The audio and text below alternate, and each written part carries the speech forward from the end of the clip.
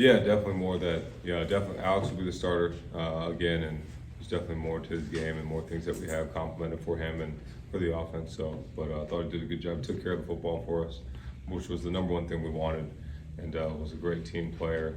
Did all the things we asked him. Ran extremely hard when he asked him to. So, proud of him and proud of his performance. I mean, first, better thank mom and dad for the talent that he has, and the man upstairs. But he's a tremendous worker, tremendous person, humble, just does it all the right way. And he studies the game. He's always in here watching film, always doing things to get a competitive advantage. And the kid he loves it. And it was crazy. Before that drive, Wink said, they keep testing him over there. He's going to bait him. He's going to pick one.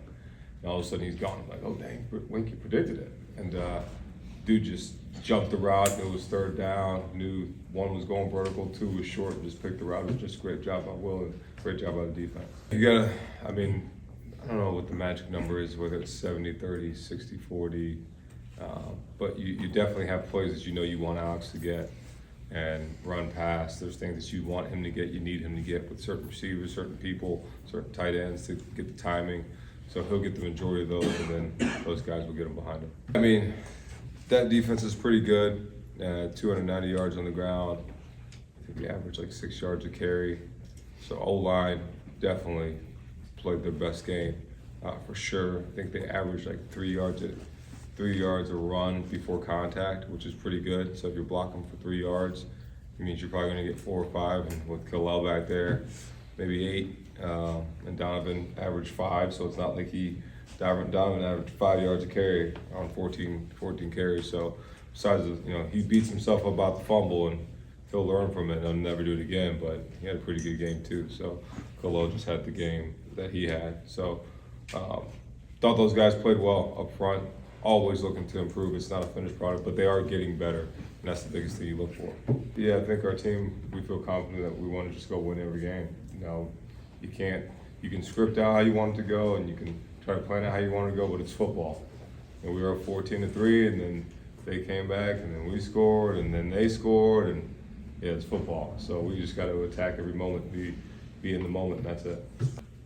Yeah, we'll see. I think he earned the right to be in that conversation and talk about it and have those conversations with both of those guys. But those are things we'll talk about with them. Khalil played a heck of a game, and you can't deny the effect that he had on the game. So we'll just have those conversations as an offense.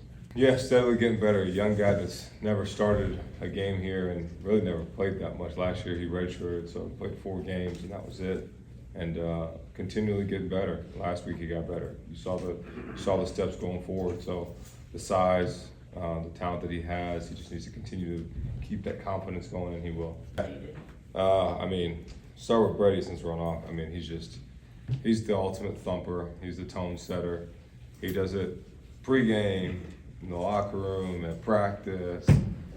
He's the only guy on defense, when he's bringing it. There have been some battles in the spring, him and Josiah going at it. It's like heavy hitters, and we get the fall camp. I'm like, yeah, I don't want to see this too many times. These guys are going to knock each other's heads off.